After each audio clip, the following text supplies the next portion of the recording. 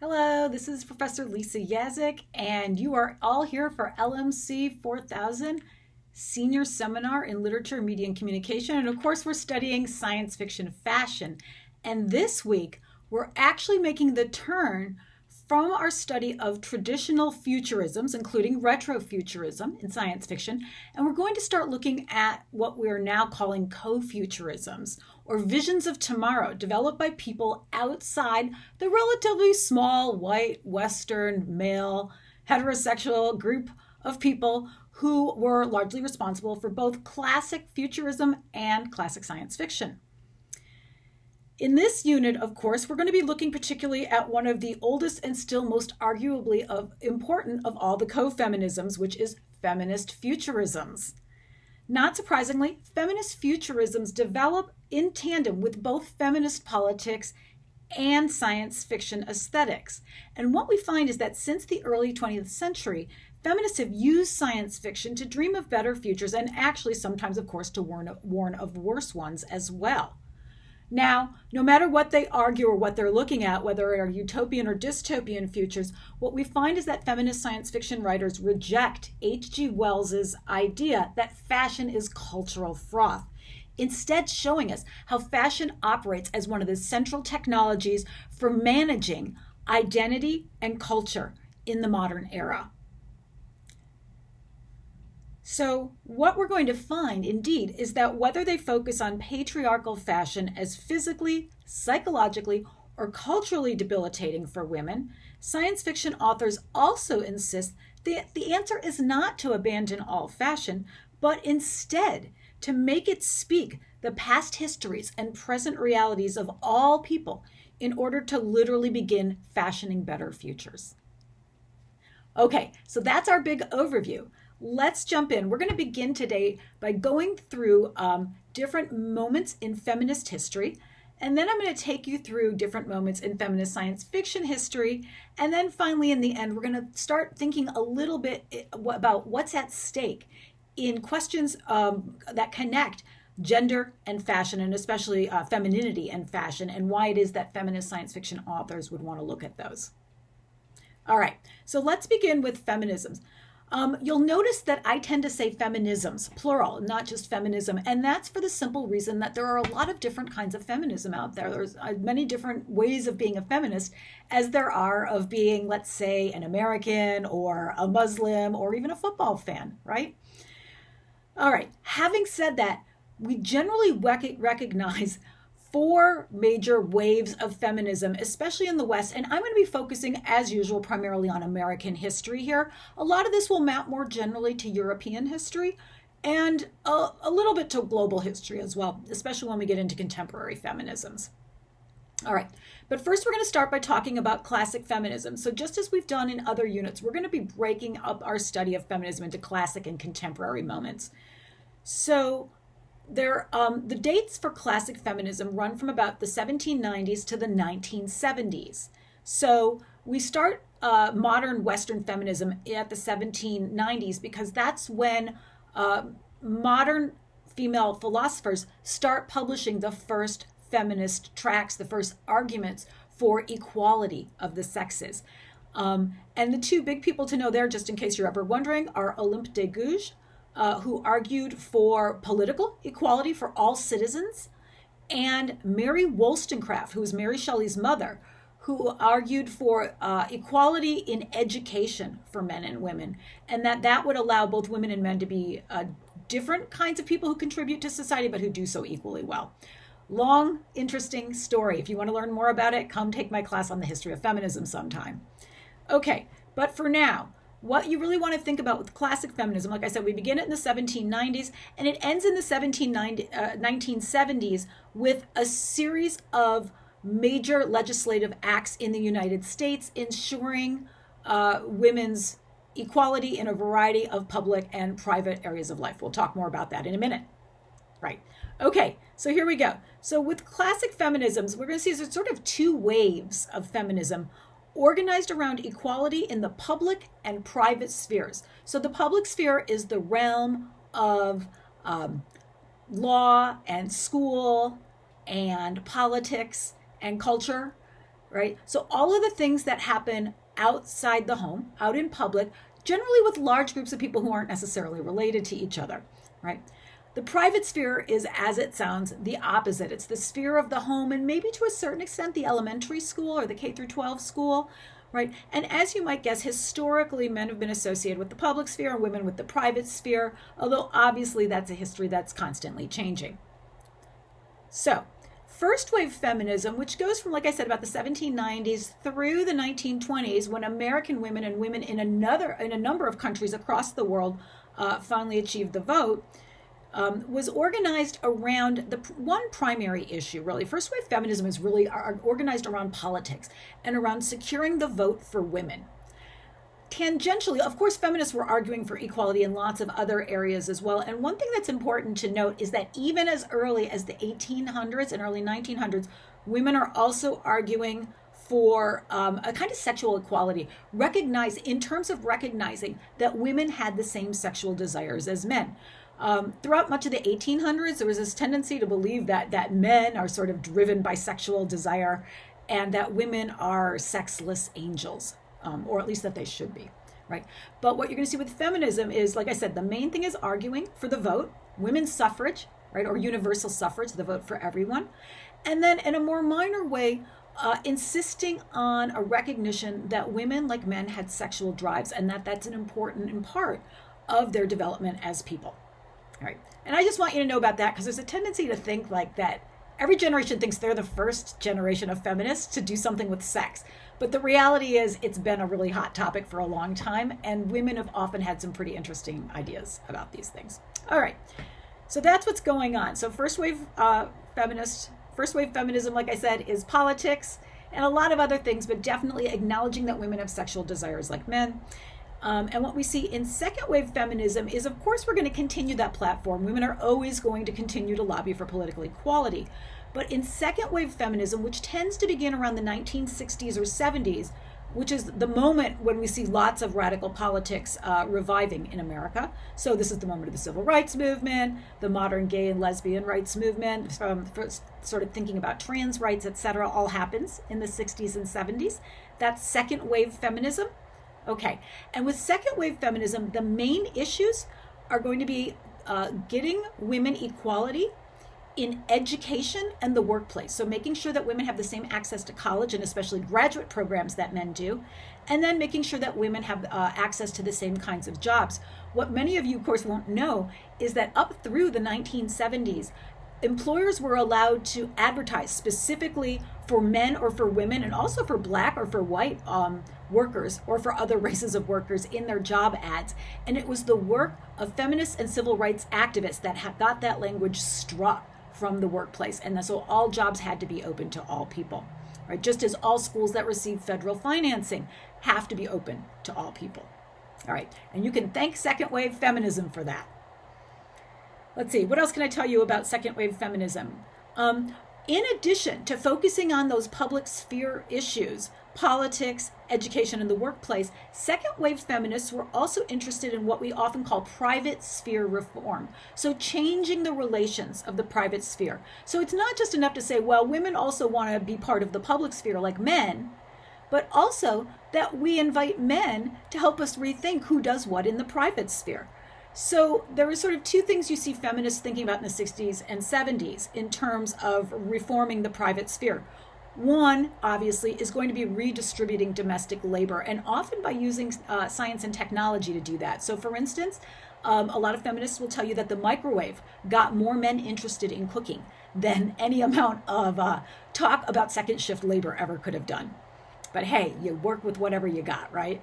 All right. The other thing that you're going to find is a huge issue related to private sphere reform is, once again, women's sexuality. And in particular, encouraging women to become familiar with and comfortable with and authorities over their own bodies and over themselves as sexual beings. And what we see here is that, of course, we're going to be continuing to talk about about straight married women, but we're also going to widen the group a little bit now to include unmarried women and also to begin talking about lesbian sexuality. So we're beginning to get a wider sense of what constitutes women's sexuality. Well, right, so first wave feminism was simply about getting people to admit there was such a thing as as women's sexuality. And then second wave feminists really wanted women to sort of have feel empowered to understand and celebrate their own sexuality, right? Okay, great. Now, whether we're talking about first wave or second wave politics, feminist politics, both of these movements tend to be organized around something called identity politics. And you should know this phrase. It's really important in the real world as well as in this class. So identity politics are the kind of politics we have when people of a particular race, religion, gender, social ground, etc., decide to form exclusive political alliances to achieve specific social, cultural, economic, political goals, etc. And this, of course, is very different than traditional broad-based party politics. This isn't a matter of being a Republican or a Democrat or a socialist or a federalist or whatever, a Whig, whatever it is you want to be, but instead about thinking about advancing the interest of Indigenous American women or disabled people. So you see where I'm going here. Divorced parents. Any of those would be considered identity groups, right? And feminism for a long time operated on identity politics, on the assumption that all women should necessarily be interested in feminism in the exact same ways because all women possess reproductive or the same, more or less the same reproductive organs. They have uteruses and right and bear babies, and that these experiences of patriarchy and of sexuality sort of, or that because we all sort of have the same bodies, we tend to have the same experiences of patriarchy. So that's very much the idea of identity politics in first and second wave feminism. And this will probably come as no surprise to you, right? Eventually what we realize, of course, is that when first and second wave feminists are talking about a sort of universal woman with a capital W, really the ideas that are being attached to that are the ideas of white, middle class, cisgender, heterosexual, and often married women, right? So on the one hand, of course, I don't want to downplay the radical nature of first and second wave politics in a world where women had very few, almost no, maybe no, public sphere rights and a very limited number of private sphere rights. It was extremely important and extremely effective to say, hey, we are all women. We all have certain sets of issues in common, and we need to work together to make for change. And this is still something that's important today. So let's not pretend we don't still engage in identity politics, and usefully so sometimes. But it's not the main mode of feminism anymore, the way it was then. And even when we do use it, we try to be a lot more aware of the raced and classed and gendered, etc., underpinnings of our ideas about what it means to be a woman and to be more diverse. We'll get to that in a moment, right? All right. So the important thing is first and second wave feminism, all about making change in the public sphere and the private sphere, right? And doing it by getting women to organize around identity politics. All right. Now, this isn't to say that there weren't women of color and LGBTQ plus women involved in first and second wave feminism. Actually, it kind of is. First wave feminism, really, the issues that concerned women of color were often downplayed or marginalized, or women of color were sort of asked to deal with them on their own, separate from the formal feminist agenda.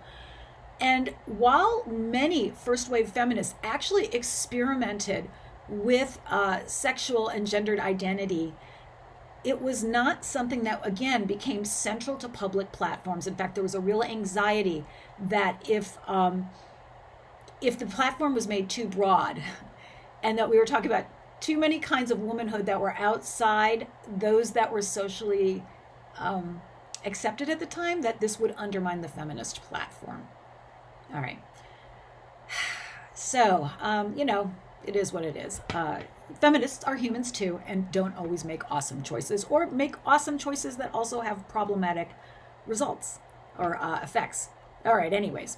So this is what we're talking about. Now, we do see more integration of or more recognition of the diversity of women in second wave feminism. You're certainly going to find Black women working alongside white women. Shirley Chisholm works with Gloria Steinem, and then, of course, runs for vice president of the United States. So on a feminist platform, too. So very cool, right? We're going to have people like Jessica Amanda Samuelson, who's the first out trans science fiction author, writing passionate defenses of feminism and feminist science fiction. Right. So it's not to say that these voices aren't out there, but what you will see is the beginning of a debate amongst women about what does it mean when we say woman and who counts in that and which experiences are we prioritizing. Right. So it's going to be the beginning of those modern discussions and sort of the turning point in many ways into contemporary feminism. All right. What else can I tell you about first and second wave feminisms? Oh, let's talk about the relationship to science, because this is going to be really important. So science is not a central concern of feminism up through the 1970s. Having said that, of course, women are interested in gaining equal access to science education and participating in the public sphere as scientists. But it's going to be sort of one platform amongst many. Having said that, when first and second wave feminists do think about science and technology, what they're really interested in are two things. First of all, equal access to established sciences and technologies, many of which seem to resonate with patriarchal power structures, right? And to privilege men over women, although that doesn't necessarily have to be the case. So even though as women are demanding equal access to science and technology, they're also going to be celebrating sciences and technologies of their own. So for instance, when Ellen Swallows Richards became the first woman to graduate from MIT with a PhD in engineering, she was not encouraged to pursue any kind of engineering career in any of the traditional fields or traditional schools. And in fact, Richards was supposed to be the first person of any sex to graduate from MIT's engineering PhD program, but her advisors purposely held her back for 5 years so they could graduate men first. Once they finally graduated her, Richards found that she was not particularly welcome anywhere into any of the traditional engineering fields. And so what did she do? She went to Cornell, got herself a tenure track job, and created an engineering field of her own, something that she called domestic engineering. And it's very much today the equivalent of what we would call modern home economics. So applying the principles of engineering to the efficient management of households and families. So really creating a science of their own for women. Right? And one that was really effective and that got women lots of jobs, both in industry and in government, for a good 50 years. So well played, Ellen Swallow Richards. Go learn more about her. What you'll find when we really get to second wave feminism is we'll still see an interest in equal access to traditional male-dominated science and engineering fields. We're going to see less interest in domestic engineering because in some ways it's seen as almost too traditionally feminine and as a kind of engineering that at one point was really useful for getting women into the public sphere, but that had really kind of been co-opted and given less teeth. It wasn't a big thing. It was not sort of the cool thing anymore by the 1970s. Instead, what you're going to see are feminists from all walks of life and in all modes of culture exploring alternative and natural kinds of medicines, and especially recovering the 100 and even 1,000-year-old histories of women's herb-based medical practices, which had been extremely effective and extremely popular up through the 1800s. And the reasons they fell out of favor are utterly fascinating. And if you're ever interested, you should go look at Deirdre English and Barbara Ehrenreich's book about the history of modern medicine. And I cannot remember the title of it, but you know who the authors are there. All right, and it'll tell you about how we went from 6 to 1.5 medical systems in America. Fascinating stuff. But back to feminism in particular. So that's what's going on. So by the time you get to second wave feminism, we're seeing interest in alternative and natural medical practices, both historic and contemporary, and also an embrace of witchcraft. And by that, often what I mean is thinking about witchcraft as a female-based mode of science and engineering that had been practiced and handed down by women outside of traditional educational structures for, again, hundreds if not thousands of years. Also, sometimes you're just going to see an interest in straight up witchcraft as you understand it. That's something that feminists have embraced throughout the 20th century as, right, because witches are threatening to the patriarchy. So I think, need we say any more? I don't think so. All right. You're also going to see that first and second wave feminists are interested in fashion. First wave feminists, such as Charlotte Perkins Gilman, were really interested in dress reform. And I'll talk a little bit more about that later in this lecture, and I think we're going to be exploring it in class probably next Monday. And then finally, so they're interested in dress reform, right, with an emphasis on equal freedom of movement in men and women's clothing, and an emphasis on pockets. This is still a fight. We're fighting today is the fight for useful pockets for women. The other thing that you're going to see is first and second wave feminists are also interested in rethinking feminine ideas, rather than what are the other options out there besides traditional modes of feminine beauty. And in particular, we'll see first wave feminists are really interested in androgyny, and second wave feminists are going to be very interested in sort of bohemian kinds of gender expression. Actually, you see androgyny and bohemianism in both first and second wave feminisms. Yeah, you do. All right, a little bit more, like I said, a little more androgyny at first, a little more bohemianness later, but it all mixes together for sure. And in both cases, of course, this is going to involve hair and makeup reform as well. We're talking about full bodies, transformations, and often thinking also about men's relationship to all of these things as well. All right, in terms of contemporary feminisms, we tend to talk about contemporary feminisms as thriving between the 1980s and then through the present, of course. To date, we talk about having seen two waves of contemporary feminism, and they're organized. Again, contemporary feminists, like their predecessors, still going to be interested in equality in the public and private sphere and continuing to work on those initiatives. But third and fourth wave feminists are also going to ask us to pay attention to a third sphere, and that's the sphere of culture, and especially techno-scientific culture. Right. So as I'd mentioned before, feminists have always had their eye on science and technology and have understood this as an important part of modern culture that has certain gendered implications and relationships to women, right?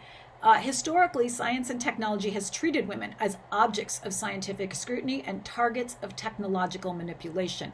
And some of the goals of first and second wave feminisms, of course, were to get women into those sciences and industries so they could become agents and actors rather than just the people who are acted upon, right? To get their voices in the mix.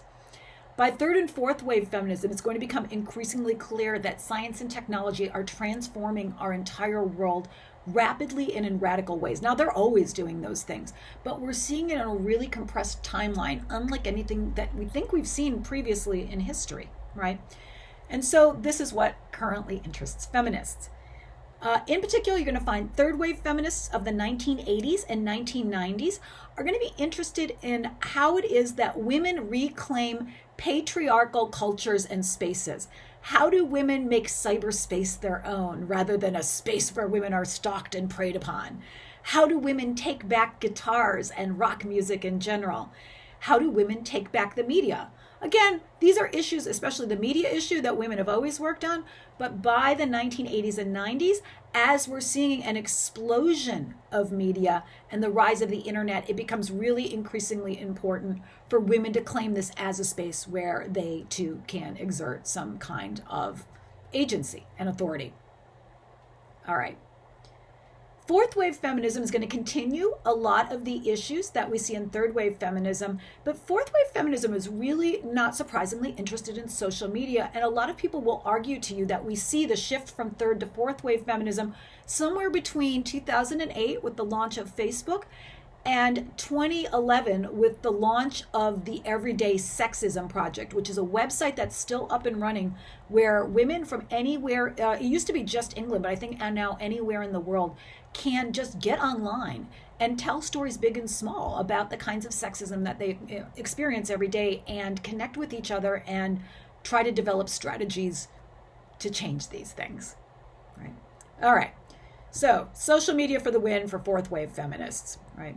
Now, both third and fourth wave feminism move away from identity politics, and instead they're organized around affinity politics. Affinity politics happen when groups form around a shared interest or a common goal, rather than a specific aspect of identity or broad-based party politics. And one thing that's interesting about affinity politics is that in some ways it's very networked and it's very fluid, right? Because affinity politics says people from different identity groups and different political parties sometimes find they have things in common and it's worth working together on those things. And when you come together to work on them, a lot of people with a lot of different perspectives and talents can really be very powerful. The other thing that's great, or terrible, depending on your perspective, is that in affinity politics, once the goals are met, there is maybe not an expectation, but no surprise if the group breaks up, because the group has met its goal. And so that particular affinity group might break up, and then people will go on to work in other affinity groups. So there's a certain fluidity in these groups. And, I think that just as identity politics continue to exist today, I'm sure you can go back in time and find affinity politics throughout the history of at least modern Western culture and probably of all cultures of all times. But I think the difference is that now feminism in particular, and many other political groups, really organize around affinity politics more than any other kind of politics. So for instance, feminists today, even as we tend to say feminism really is still often primarily about women's issues and stems from an interest in equality for men and women, also recognizes the diversity of women and the diversity of goals, and that equality in one space might not be equality in another, right? So you can talk about reproductive equality, but do you mean the freedom to have as many kids as you want, or the freedom to not have kids if you want, right? And that's going to change by different groups. And affinity politics manages that much more effectively than identity politics did, because identity politics had to say all women are women. And so whatever is the reproductive experience of one woman must by default be the experience of all women, right? And that, of course, was useful for a while because it's a good way in, but it's not the whole story. And third and fourth wave feminism, I think, wants to get at the larger story of women, of straight women, of queer women, of cisgender women, of trans women, of women's allies, of feminist allies, right? So looking at how feminism is for all people, right? Not just a certain group of women. All right, great. And feminists themselves might find that they can most effectively achieve their goals by engaging in affinity politics, by organizing and connecting with other groups, at least temporarily, to make certain things happen. All right, great. So, got through that. Third and fourth wave feminisms, or contemporary feminisms, obviously going to have a little bit different relationship to science and technology as well, because they see them as so central both to modern life and the feminist project, right?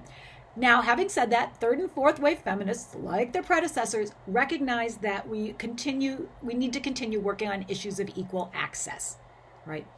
Part of the way we do that, though, is through affinity politics, by recognizing our connection to other groups in what Donna Haraway, the famous feminist theorist of the 1980s, called the global circuit of capitalism.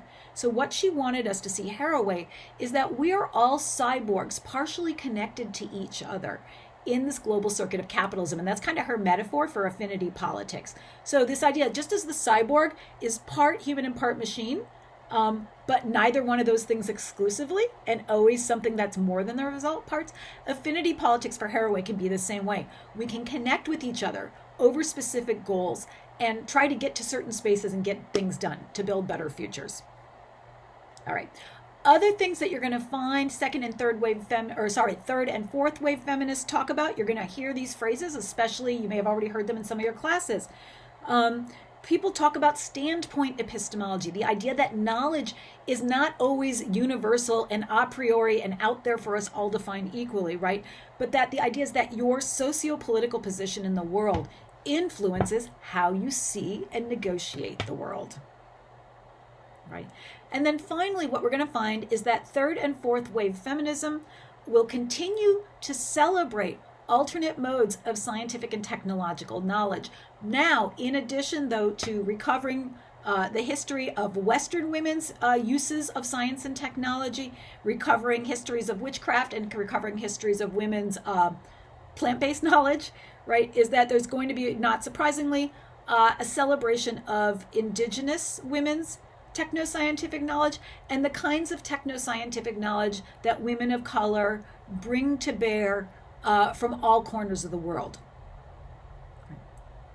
Not surprisingly, we're also going to see third and fourth wave feminism grappling with issues of fashion, right?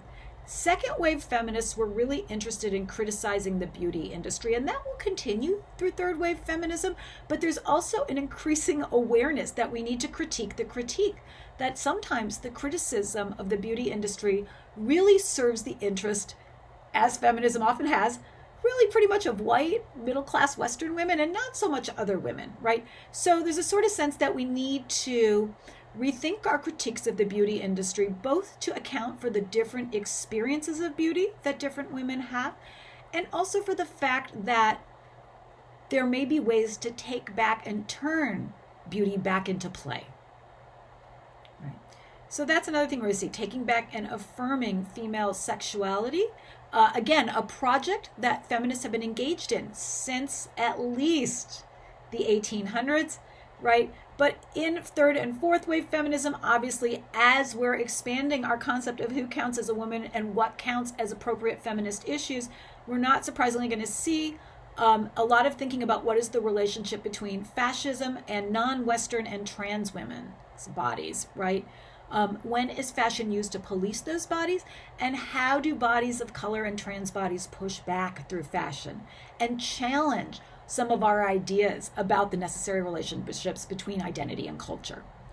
Other things you're going to see, especially in fourth wave feminism, is this interest in, third and fourth wave feminism, taking back traditionally denigrated female ideas, taking back girliness and cuteness, and seeing them not as signs of being juvenile or weak, but instead as potentially really radically different sources of power. Yeah. And then finally, modesty, also as a feminist strategy. For a long time, of course, feminists have argued for sexual liberation, but those arguments, again, tend to come out in kind of raced and gendered ways, and especially raced ways, right? That if sexual liberation is the ideal for women, then does that mean that women who embrace modesty can never have any kind of feminist being? And obviously, we've seen that it's much more complicated than that, and that's another exciting thing.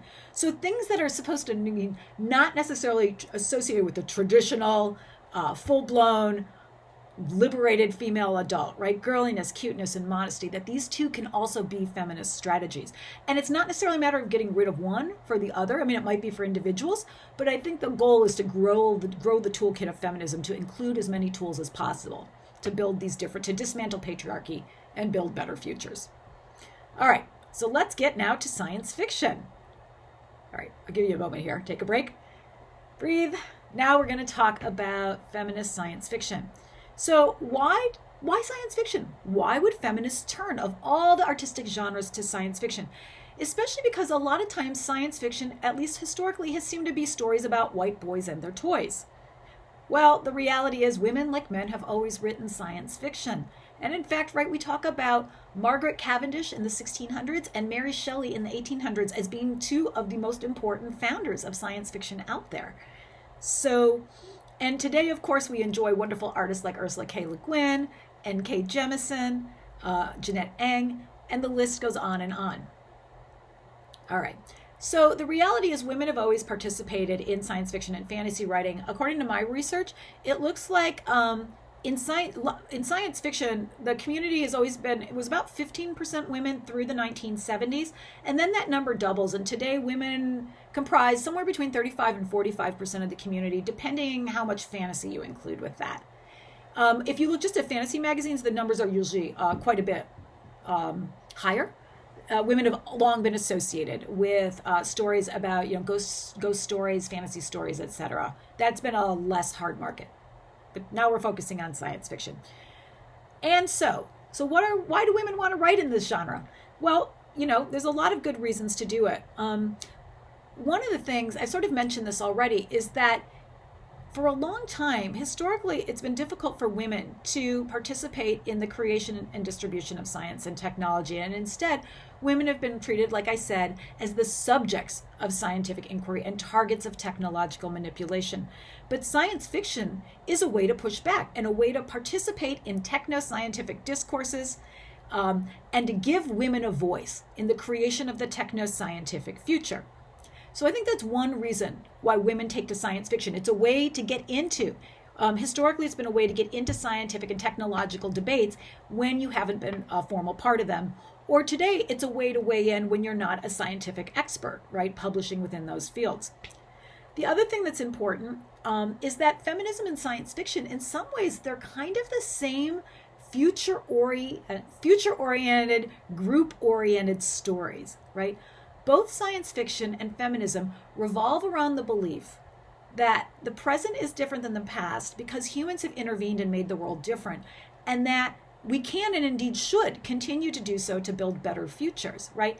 And in both cases, the dream is that some disaster or crisis happens that threatens us, maybe even an existential threat to humanity, and that brave men and women recognize their differences, but agree to put them aside, at least for the moment, and to work together to build better futures.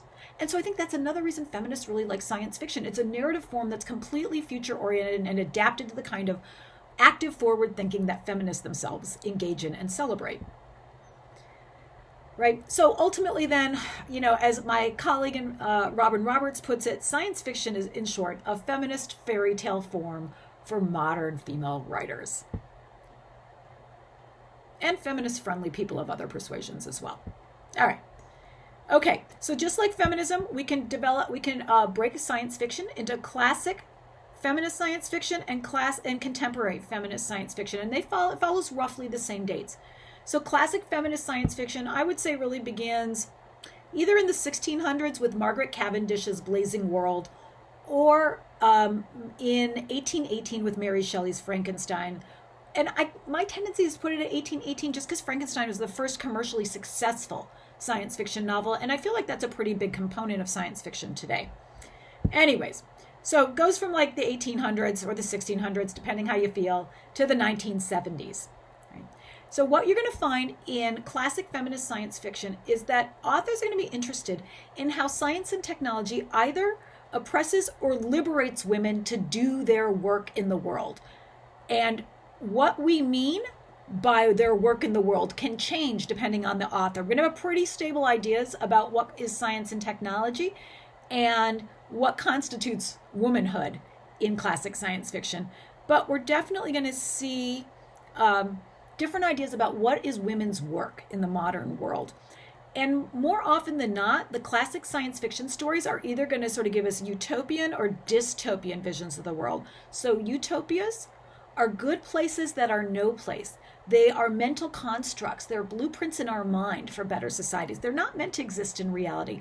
They are thought experiments for us to engage in. How might this work in our world? Would this work in our world? Could something else do a better job building a utopian future? Right. All right. And then a dystopia is the opposite. It's the bad place that's no place. And we use these as warnings about the bad things that might happen if certain trends in society continue to go on. All right. Like I said, what you're going to find is the nature of work changes over time. And as women's work changes, the kinds of characters that feminist science fiction authors use to talk about women's work in the modern world changes.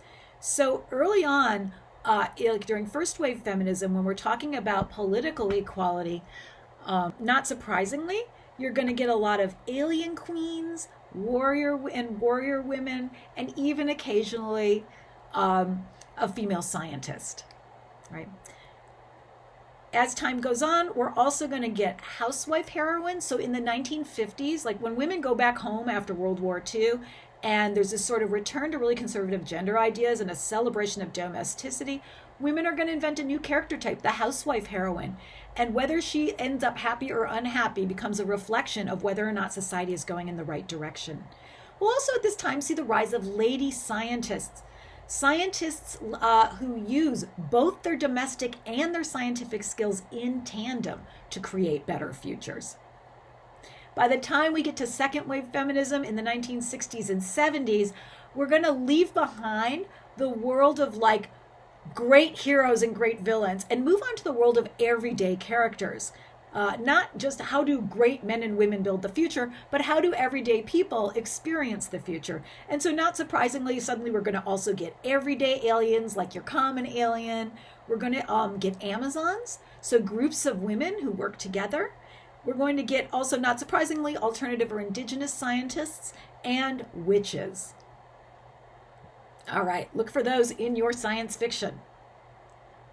Like I said, what you're going to find in classic feminist science fiction is that our sense of gender is relatively stable and universal, even as we begin to see a greater variety of women at a greater variety of points in their lives. There's still going to be kind of a sense of universal womanhood behind that, right? Our sense of what constitutes science and technology does change a little bit over time. What we're going to find is early on in the classic period, many female authors are going to uncritically celebrate science and technology as the key to women's liberation. As we move towards second wave feminism, we're going to start to see a certain thoughtfulness about how science and technology tend to privilege patriarchal interests, and thinking about how could we switch that, perhaps through the use of alternative sciences or by supplementing with alternative sciences.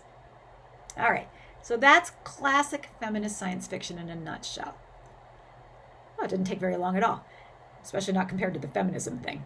All right, contemporary feminist science fiction, like contemporary feminisms, runs from about the 1980s to the present.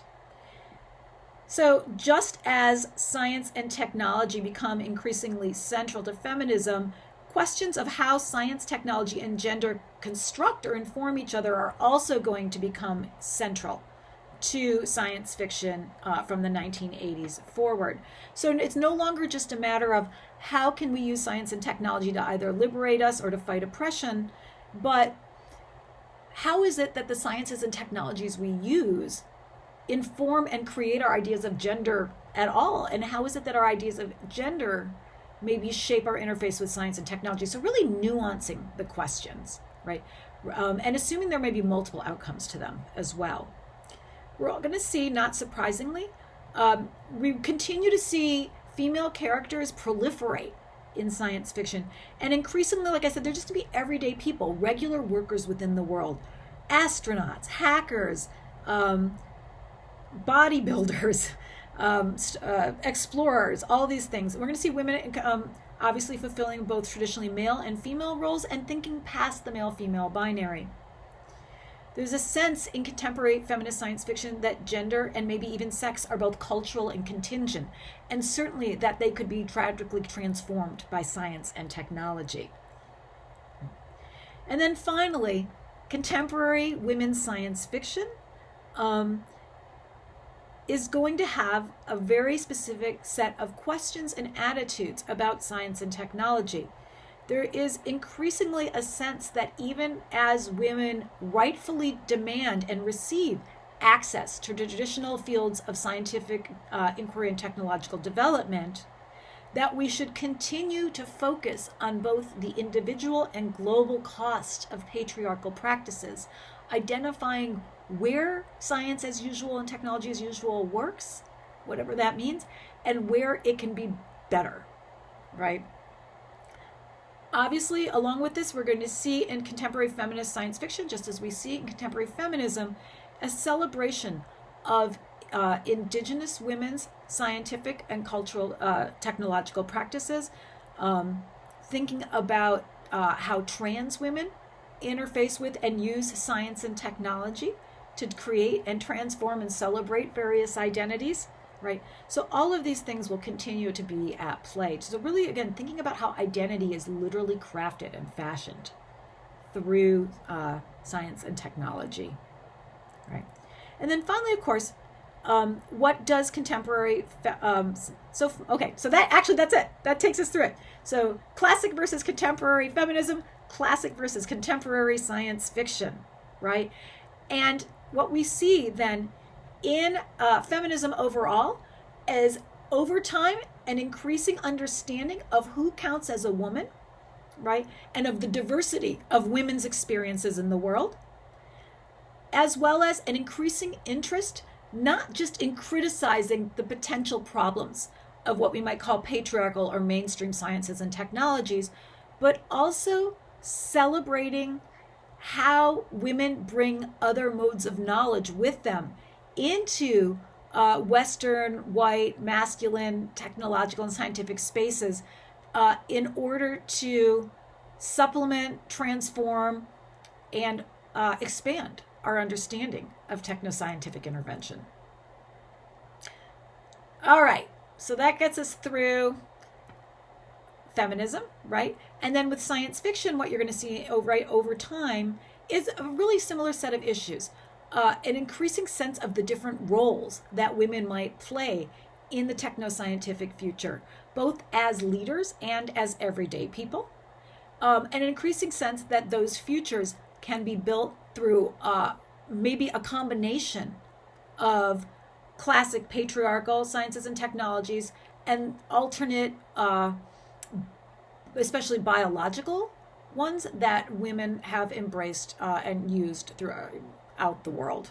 Okay, I hope I'm making sense here. I think I'm going to stop repeating that and move on to the very last part of this lecture. We are almost done.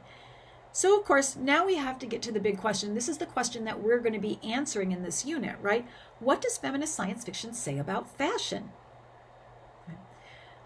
Overall, not surprisingly, what you're going to see is that feminist science fiction, just like feminists, are going to be doing two things when they think about fashion in the future. They're going to criticize modes, mainstream and especially patriarchal modes of style and fashion that that target women, that manipulate women, and that try to police and control women's identities, right? And we're going to see a celebration of a feminist reorganization. It's never a matter of throwing fashion out because it's patriarchal, but a matter of reforming it, right? Embracing the idea that fashion perhaps is indeed the domain of women, and that women have historically been associated with it, have very specific experiences and ideas about it. All right. Overall, what you're going to see is a lot of interest in reorganizing based on a combination of comfort, practicality, and beauty. Right. And within that, we might see a redefinition of beauty as well. In fact, we will from the very beginning forward. So these are things you want to look at, right? All right, so really quickly, I want to direct your attention to the article about the gendered politics of fashion by Trott that we are reading for this week and talk a little bit about it, because I think this is a great way into thinking about how feminist science fiction artists deal with fashion and the future. All right, so as Trott notes, philosophers and some feminists, especially feminist philosophers, tend to dislike fashion. Like H.G. Wells, they treat it as cultural froth. It's associated with ephemerality, instability, and change rather than unchanging eternal truths. As you can imagine, this would be particularly true perhaps for first-wave feminists who are interested in sort of universal ideas. But as we know, and as feminists have pointed out since since Mary Wollstonecraft in the Vindication for the Rights of Women in 1792, appearance-based discrimination is a real thing, and it calls for a reassessment that the role of fashion plays in constructing and conveying identity. So rather than simply saying fashion is bad and throw it out, it's critical that we understand fashion as not cultural froth, but instead the interface between individuals and society, and one of the ways that we make sense of ourselves and our groups in the world, and a key way that we do this. Right? And in particular, feminists want us to think about what is the role that fashion plays in constructing and conveying identity, especially in relation to different groups of bodies, different groups of fashion practices, and different groups of identity.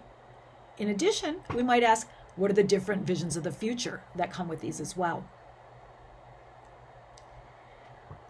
Something I think is really cool that Trotty notes and that we should remember as well is that the history of feminism is literally bound up with fashion, and that since the beginning of modern feminism, there have been three major critiques of the fashion industry as an industry that benefits not just the capitalist overclass, as Marx would say, but that often tends to benefit the men associated with that class more than the women, right? So one of the first critiques that we see from both Mary Wollstonecraft and later from Charlotte Perkins Gilman, these were both women who were interested in dress reform, and their claim is that fashion is physically unhealthy for women. And they weren't the only ones saying this. Josephine, Napoleon's wife, made these arguments, and feminists throughout the early 1920s are going to make them as well, right? So for instance, thinking about the need for pockets, the need for less constricting garments that'll allow you to get onto a horse or on a bike, to move around, to drive a car, to move through space the same way that men do, right? Interestingly, all of these often early feminists in particular treated dress reform as an issue of health versus aesthetics, right? So there was a sense that contemporary fashion and dress encourage aesthetics at the expense of health, and that fashion should prioritize health and ideally include both health and perhaps a reformed idea of beauty based on healthiness rather than unhealthiness, right? The idea that you have to be super skinny, for instance. All right. Another critique that feminists have long leveraged is that fashion is psychologically unhealthy for women. And this is really going to take off, especially in, I would say, like the 50s, 60s, and 70s, as sociology and psychology, as the soft sciences, are becoming increasingly central to the American imagination. And definitely by the 1970s, by the time we hit second wave feminism for sure, feminist interest in feminine beauty and fashion ideas as expressions of patriarchal culture are becoming increasingly central to feminist critique.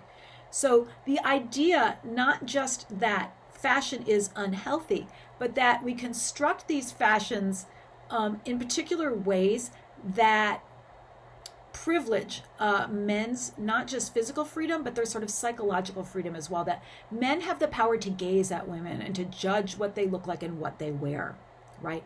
And that fashion is one of the ways that women are encouraged to attract and hold certain kinds of male gazes and to reject other ones. And feminists are like, why? Why are we all like organizing ourselves around the male gaze? Well, we need to think about the relationship between fashion and the male gaze and how to undo that relationship or redo it, right?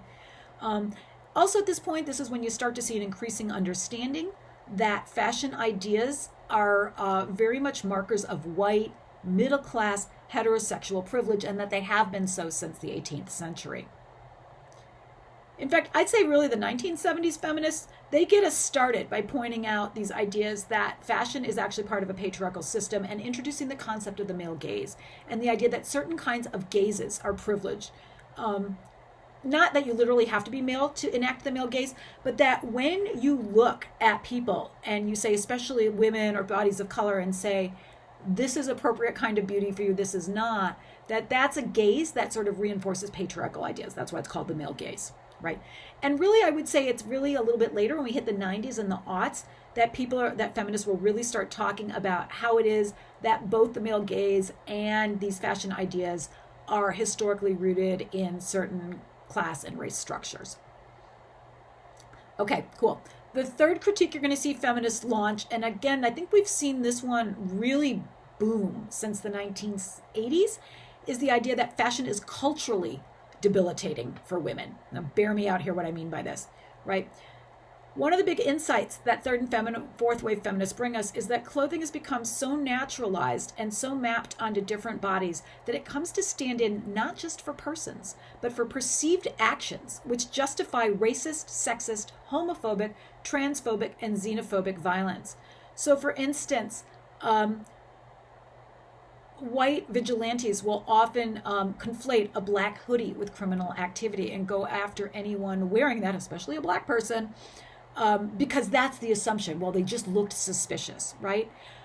We might think about the way that Westerners, especially Western men, but also some Western women, have used the hijab to represent sexually and politically repressed women without actually asking hijab wearers how they feel about this situation, right? And this goes on and on. Contemporary feminists think, for instance, about the connections between policing dress and the repression of trans and colonial women. They point out that historically clothing has collapsed sex and gender and even sex and race. And so women challenge that are often faced with increasing violence. And more often than not, you'd be surprised how often that violence is justified by saying, well, they were wearing the wrong thing. So what do? Get rid of fashion? No, as I think I wanted to suggest here today, feminists have always said, don't throw the baby out with the bathwater, right? There seems to be a basic human desire to decorate ourselves. It seems to be as basic as our desire for clothing, for shelter, for food, and for sex. As far as we know, people have always decorated themselves and probably always will. So really, the goal here is to intervene and use fashion to build better futures. So just 2 more thoughts before we wrap up. I want to remind you about the work we did with Joanna Entwistle early on in the semester. You might go back and look at her work on clothing, costume, and dress. Entwistle reminds us that dress is a situated bodily practice. It's a place where the individual speaks to society and society speaks to the individual. And it's a really important space of negotiation and a potential space of change. And then Trotty herself also says, dress is the gateway to our world and a serious access point for negotiating what the relationship between self and world will quite literally look like. And so, again, fashion can be both a reflection of or a starting point from which to reform and build better futures. All right, so our goal then for the rest of this unit is going to be to start to answer the question, okay, having said all this, how is it that female science fiction authors, how is it that women writing science fiction, what do they say about fashion and the future? So I've got some questions I'd love for you to think about and that I hope that we'll be able to discuss. Here are some things to think about based on this lecture and some of your readings and viewings, I think. First of all, you might consider your own fashion. It's a great place to start. We're pretty familiar with our own closets. You can start to practice a kind of feminist analysis on yourself. What groups and structures does your clothing engage or resist? In particular, what does your clothing say about sex and gender ideas? Which groups do you identify with, and what sex and gender ideas do they value? How is that reflected in your clothing? After you've practiced on yourself, move on to our science fiction stories and consider fashion in the stories we've read. First of all, start to think about what periods of science fiction, what periods of feminism, and what periods of fashion are these stories associated with? Are these futurist, retrofuturist, co-futurist stories? When are they written in time and space? Do these stories treat mainstream or patriarchal fashion, whatever you want to call it, as physically, mentally, and or culturally harmful to women? How do we know what happens to women based on fashion in these stories? That's the critique, but where's the celebration? What solutions do these authors present to the problem of patriarchally produced fashion or the problem of dressing for the male gaze? What constitutes feminist fashion in each of these stories? Finally, how do the feminist fashions and thus feminist futures imagined by these stories we are looking at compare with the futurist and retrofuturist fashions we've examined earlier this semester? Do feminists writing about futurism in their science fiction use the same aesthetic ideas as their male counterparts? Do they push back on them? Do they do something wholly different? You tell me. I'll be looking forward to what you have to say. Thank you.